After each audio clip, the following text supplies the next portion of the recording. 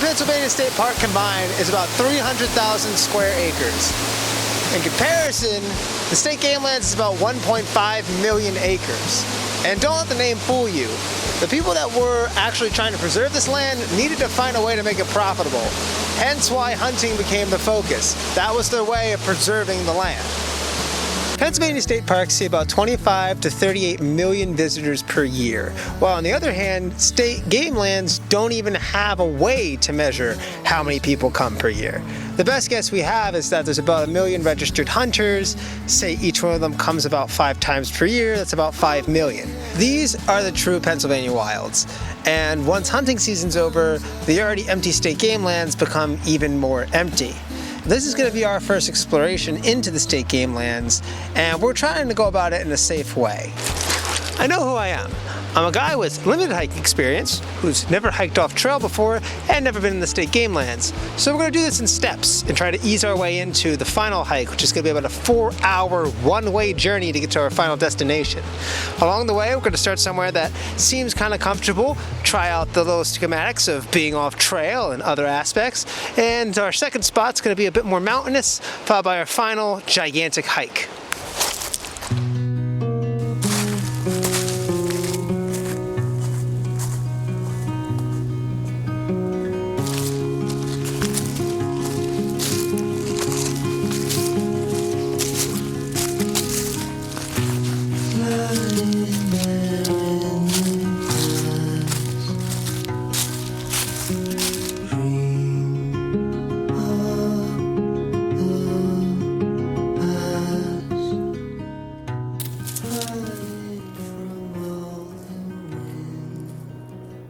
I don't know if you can see it, but it looks like right up there is the first place that I've been seeing about online with all this rock climbing activity, maybe. Or at the very least, the rocks are starting to get bigger. Yeah. You have to attach this here.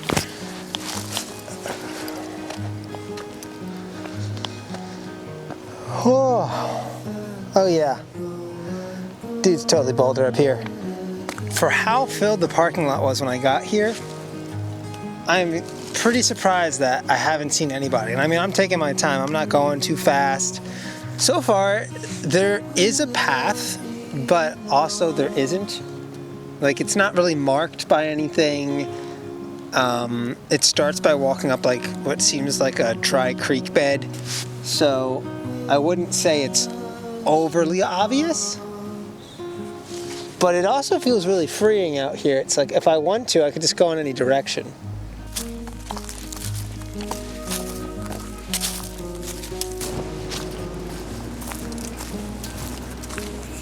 Well, I reached a fork in the road, and this is one half of the fork.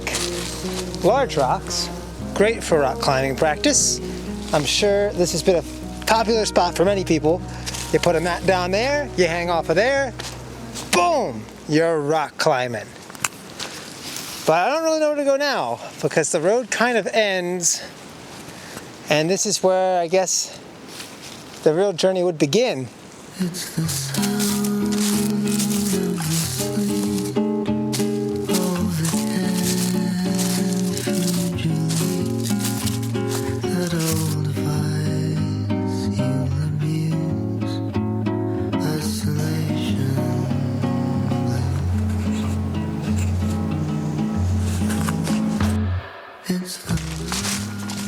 And it's just another big rock.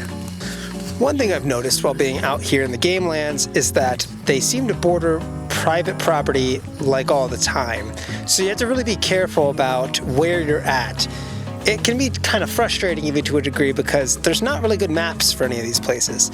So there's no way to know where, you know, I'm heading towards the deeper part or I'm heading out towards this part. And it seems like some of this land just intersplices randomly. So at the very least, when you're first hiking in, you can accidentally run into a place that you're not supposed to be very easily.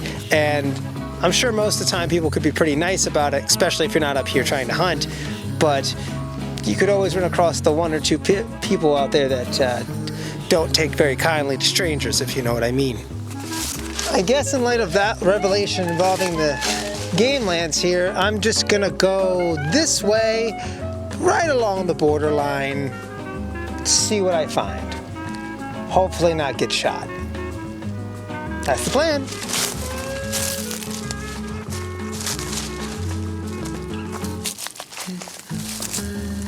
Look at the little mushrooms.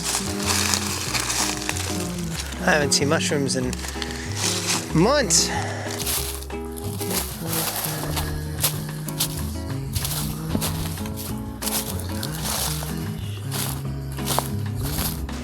Alright, I might be lost. I found a cool rock. I'm still completely off trail. There's nothing in any direction, but it should be fine. That's why I picked here to start.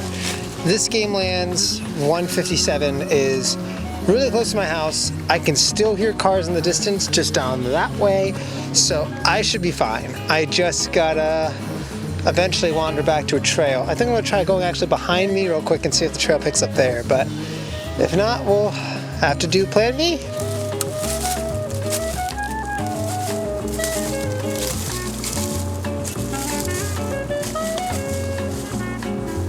Alright, we made it back to the big rocks where we started at, which is great. That's the first half of the fork. Now we're gonna head down this way and give that a try.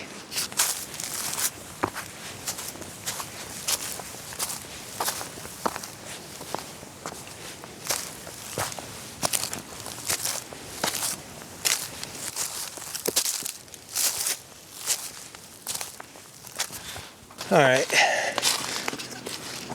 so a nice gentleman just told me that we're about 15 minutes from the summit, and that apparently, as big as these rocks look, it gets even bigger. Let's go.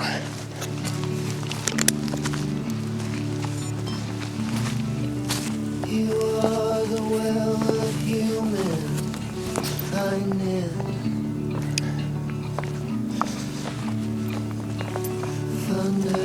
Well, I think I found the trail again, although I did lose it there for a little bit in that giant boulder field. But we should be pretty close by now.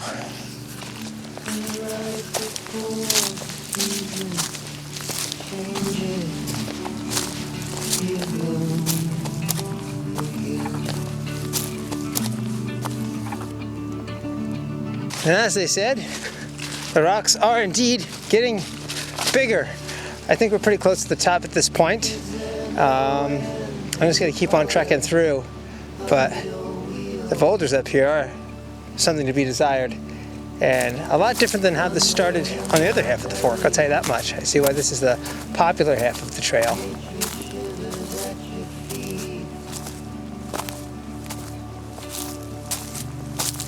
Whew. Bit of a tight squeeze.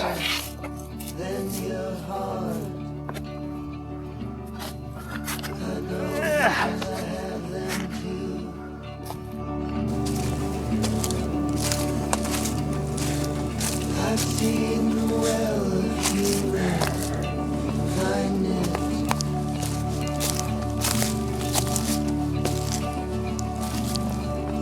I've seen the well of human kindness. It's you.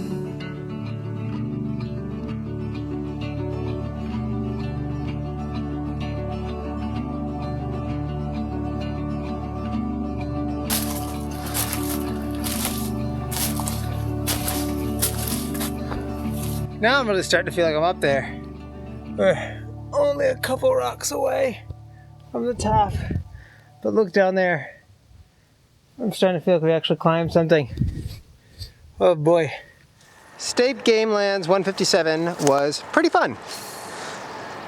I would even recommend it to casuals and, you know, families. For our second location, I picked somewhere that was a little bit less relaxed, but it still was an incredibly chill trip.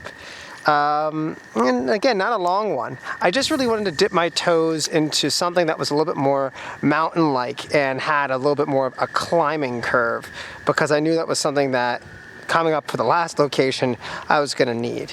But ultimately, it was a pretty fun day.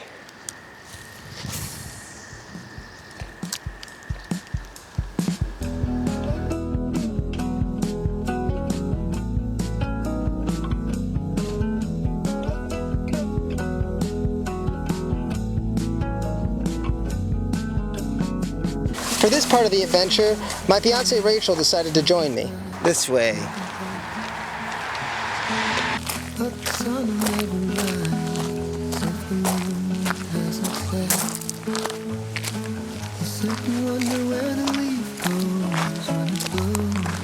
So far, we've done about 200 feet in elevation of the 400 feet we have to go.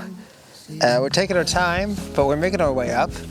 It's going pretty well, and the sun's finally out, which is great.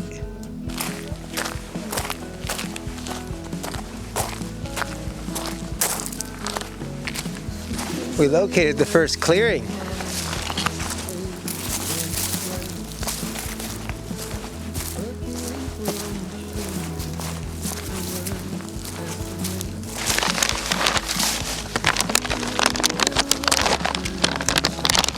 Granola.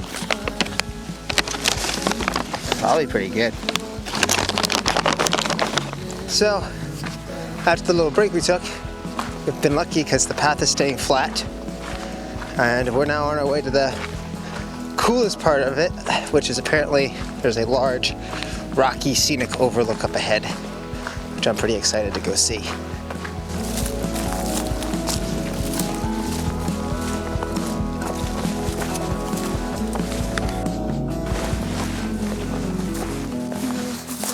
Eventually we reached the top of the mountain, where the power lines split the forest in two. The clearing allows for this beautiful view all the way down into the valley.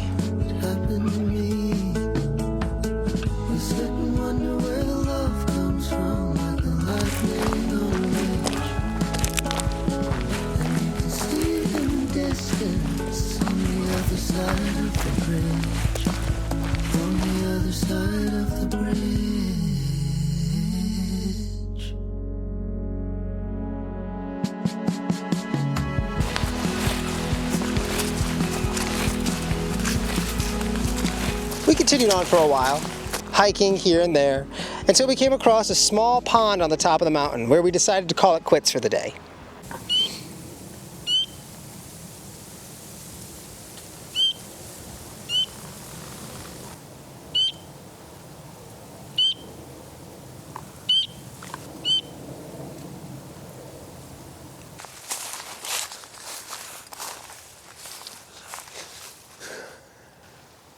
Well, I think this is about as far as we're going to go for the day. It's been a pretty successful hike. We got up to the top, found a tiny little pond here. There's some weird bird in the distance, but it's wonderful. We haven't seen a single person since we've been up here at all. And it's been very, very peaceful. And honestly, being out in these Gamelands has started to really grow on me in a way that I really didn't expect.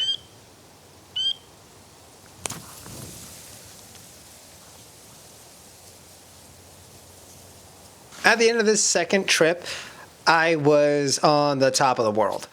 It felt like I'd opened up an entire new universe of hiking and outdoors. I mean, for something to be that easy to hike up with that great of payoffs at the end, such amazing views, and for it to be like still barely visited just didn't make sense in my brain. It started to really get me excited about going further and pushing harder. And so I dedicated to this final hike. When I was researching this video, I came across something called the Devil's Racecourse. It's located in State Gamelands 211. It's about 4 miles up a mountain, and what it really is a boulder field that runs for about a mile to a mile and a half at the very, very top. And I became obsessed with it because there's really not much about it online except for a few pictures here and there, mostly from years past, and maybe 1 or 2 YouTube videos from a decade ago. The night before the final hike, I was pretty stressed. It kind of all dawned on me at once how much I was going to be taking on. And I was nervous. So it's now the night before the final hike. I have printed out directions. I've let somebody know where I'm going to be tomorrow. And I downloaded this thing called Gaia GPS, which I'm going to be using on my phone. Gaia GPS, I highly recommend it. It was only, I think, like $35 for a year's access, and it is your greatest buddy. It allows you to download offline maps and have access to tons and tons of information that you will need when you're in places without cell phone service. I also decided to up my bottle of water in exchange leaving my camera gimbal at home. If I hadn't done that, I don't think I would have been able to make it through the hike, and I may have actually been in some genuine danger because I ran pretty low on water by the end, and I needed every last drop. Okay, it's finally the day.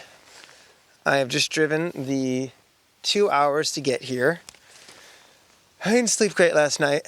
So to be honest, I was kind of nervous about this. Again, it's like the biggest hike I've ever done. I've been up since 6 in the morning. But we're going to hit the trail starting now at 9 o'clock. And the goal is to be able to be back by probably 3 p.m. 4 p.m. 4 p.m. According to my directions, the first thing we need to find is going to be the double blazed white trail, which is the Appalachian Trail. Let's go.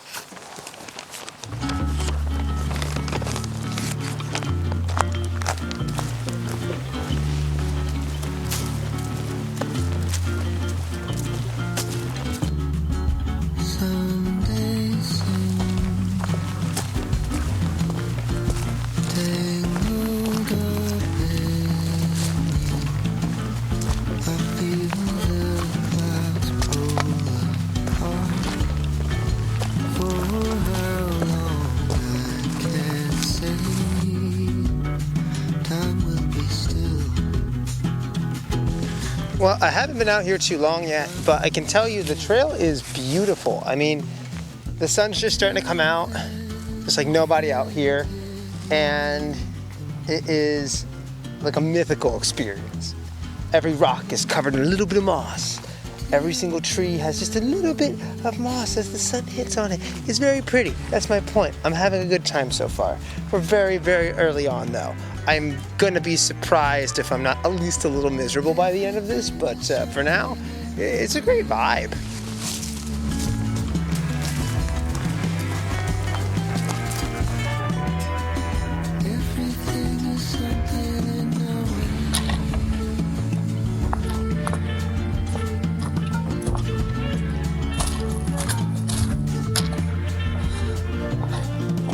It is the lightest coat I own.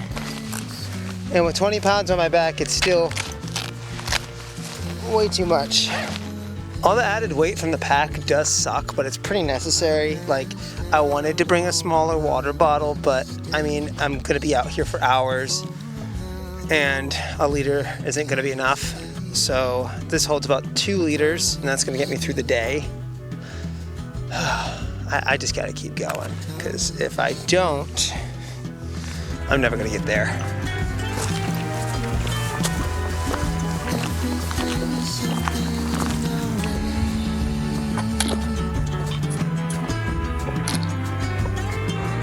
Slowing my pace down a little bit to not have to take breaks so much.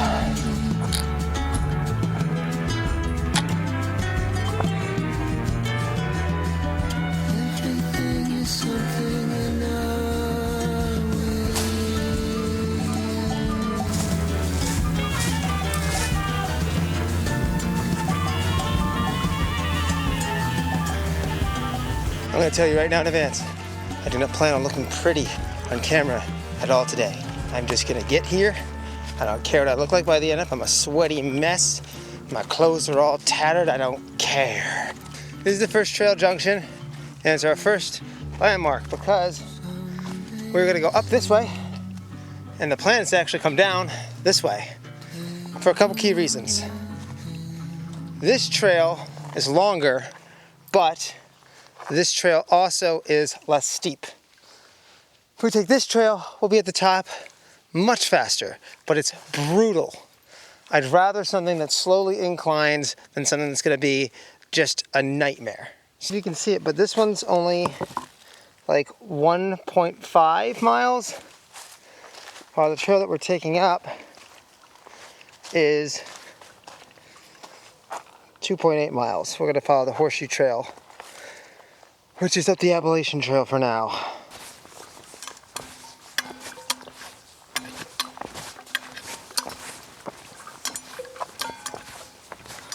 Hey! There it is!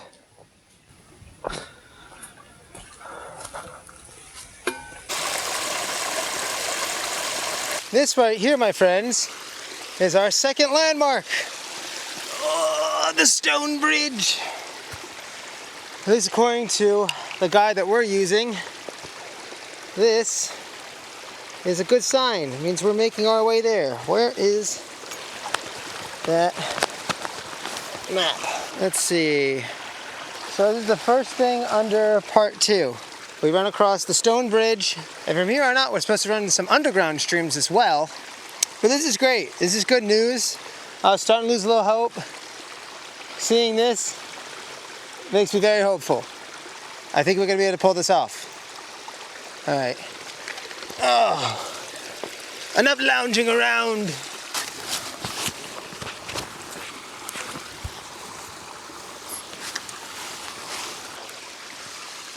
All right, past the stone bridge. We are an hour in, 1.01 miles, and we have a ton of a distance to go. I know it's not the most flattering color combo, but I promise you, friends, it is practicality that's going to win out on this one. It's warming up enough, I'm warming up enough where it's gonna make a big difference. If I keep going up in the clothes I'm in, that's gonna be more heat. More heat means more exhaustion quick. This way, it's faster, it's easier, and I feel better most of the time. That's the idea.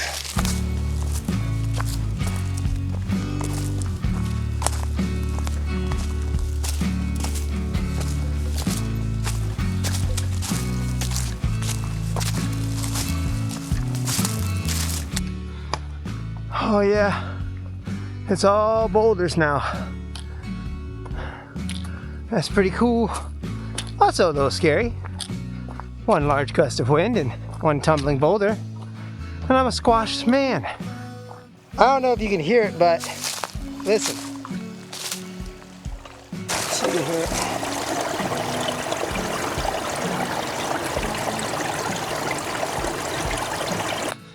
What is this? Looks like a mound of some kind. Whew, you see the red color of the water? So once upon a time, this was actually an area used for coal and iron mining.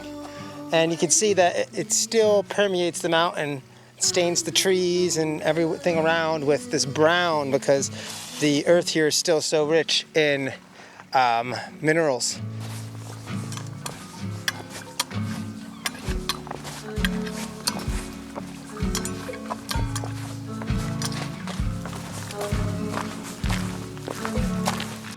Another steep climb, but I expected it. We're getting close to the top of that one, so we gotta be getting closer to the top of this one too.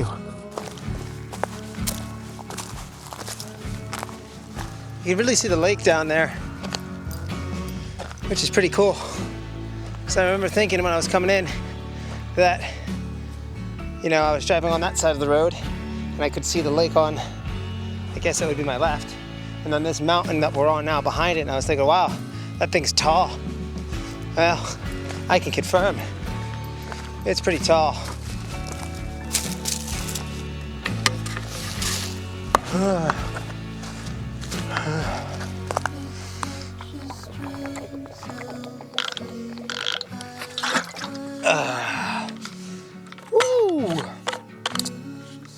What was supposedly supposed to be 2.8 miles, as you can see on the sign, says 3.2, and is actually a total of 3.5 since we started. But we did it. We're at the top. Woo! This hike is crazy. I've never hiked this much. You know? Trying something different. Life's changed over a new leaf for me. I'm trying something different. And here we are, hiking. Now we get off of our current trail and we are going to switch to the yellow horseshoe trail. But if you could read this plaque right here, it actually says we're at the end of the horseshoe trail. So from what I was able to gather, they rerouted this trail, and this is the old horseshoe trail, and there's a new horseshoe trail. All I know is that we're at the point, I go this way, eventually there'd be more things, but I follow where plaque goes. It is interesting though, apparently this used to be a 121 mile trail that started, I guess, in 1974. There's also this weird noise in the distance, which I'm not quite sure of. I mean, it could just be hunters, but it doesn't sound like a gun. And its frequency's a little strange, so I don't know. I'm sure it's probably some machinery somewhere far down, but it's very booming. Let's see if I can catch it. I think I caught it in the last clip, I'm not sure. Weird. Looks like it might be customary to check in. Let's see. It says the Horseshoe Trail Register.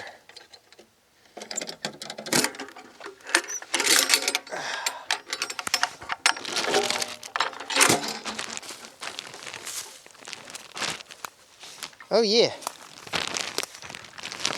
We gotta check in. The last person hiked here, it looks like just a couple days ago.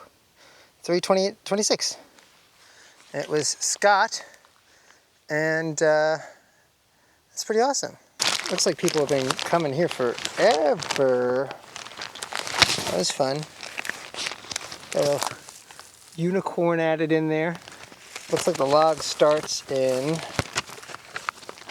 be careful, this first page almost comes 2019. So this log's been here for a while. Lots of people put their names in.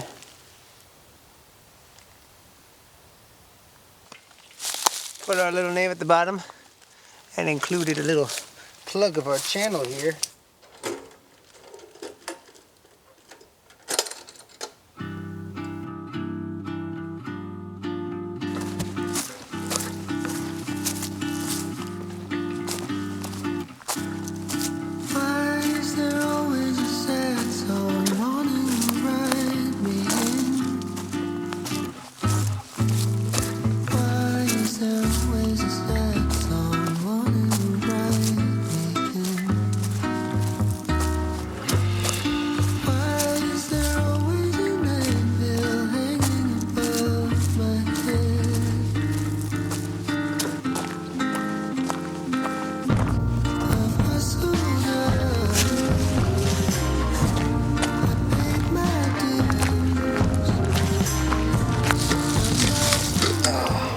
Alright, we're over halfway down the water, so we might be running a little short, so we gotta kind of ration this out a little bit. No more big swigs.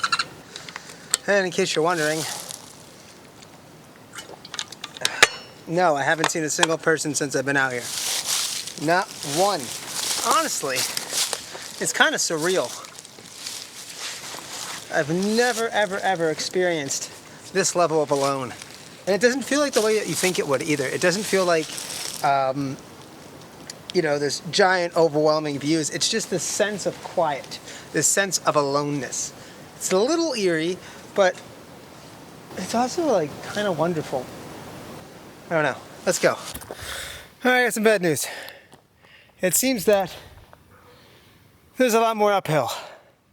So this is gonna get really hard really fast because I thought we were towards the end of that part, but I'm just gonna try not to think about it and keep going because we're really close now.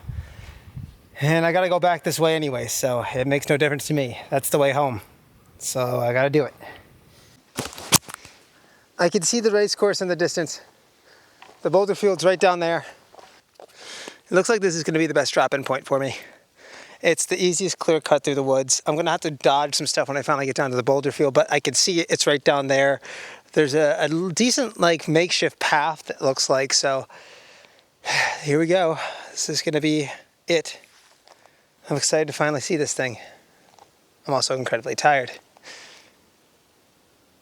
Okay, let's pack up and go.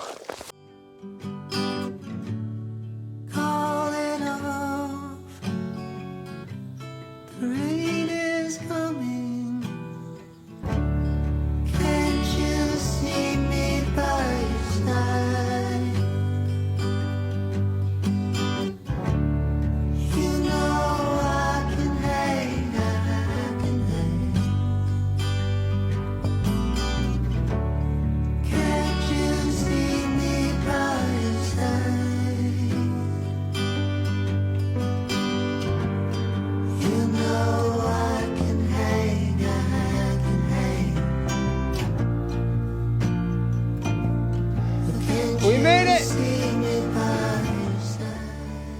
Oh, it is so much scarier in real life. This is just a bunch of jagged, angry rocks with a small river running underneath. But we made it!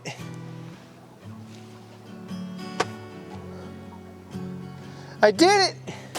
Now, as far as I know, these are the only drone shots that have ever been taken of the Devil's Racecourse. And I'm very happy that I got the chance to get them, because my God, does it look crazy up there. I really wanted to stay longer and film, but right about after those drone shots were taken, all the exhaustion caught up with me, and this is where the trip kind of actually took a little bit of a scarier turn. You see, I overestimated what I was capable of doing, and I think what really ultimately got me above anything was the fact that the heat kicked up more than I thought it was going to, and there was a bit more uphill than I was expecting. I'd love to stay longer, but I don't feel good. This took a lot out of me. I'm overheated. I don't feel great, and I want to go home. We made it though. All right, I gotta start heading back. The descent back down was much more brutal than I thought it was going to be. Oh, you really don't know when the challenge is going to end. You know, at some point it'll level out. And it could do this to me for the entire way. Or right there on that corner at the bottom, it could be flat for the next half mile. There it is. 1.5 miles. Straight downhill. Finally, the trip came to a close with the total distance being 8.6 miles and it taking about 7.5 hours round trip. At the conclusion of this video, I would say that the state Gamelands are great for people with experience, and I really highly recommend that you have some yourself if you're going to start traversing these. These areas aren't exactly made for you or inhabited by you. You might feel closer to society than you actually are, and that's something I definitely realized. This was an adventure I was so happy to be able to take part in, and I really hope that you enjoyed watching. All the music you heard in this video is from an artist named Will Fox, who was nice enough to lend me the ability to score this entire piece to his music, which I am so thankful for. And I also really like his music. His last album just came out, which is Metal in the Microwave. You should check it out. It's pretty good stuff. If you're looking for something that's chill, kind of has a bit of a country twang, but also very indie, also sometimes a little Spanish thrown in there, just really good chill vibe music, I really highly recommend giving him a listen. He works really hard, and he's been pretty consistent with his ability to put out music the last couple years, so please give it a look up. At the moment, I don't believe he is out on tour. If he is, I will add that at the end, but thanks again, Will. You made this video possible, and you gave me the vibes for this entire thing, so I appreciate you very much. Thank you so much for watching. If you enjoyed this video, there's another video that's going to be connected right here that you might like about my exploration to the Pine Barrens I did a couple months back. This video took me quite a few months to put together, and I know it's a lot longer than my other content, but I hope you give it a watch all the way through. It was an arduous process to put this together, but it was also so much fun. I really plan on making these larger projects in the future that are just going to take more time, because I feel like that's worth it. But that being said, I'm going to try to intersplice a few smaller videos throughout the summer, but if you see my channel go dark for a month or two at a time, don't be surprised. It's just gonna be like that. Not to mention, life's always going to take priority over this, because that's what being an adult is. But again, thank you for watching. Hopefully you stick around, and I hope you have a good exploration in the future yourself.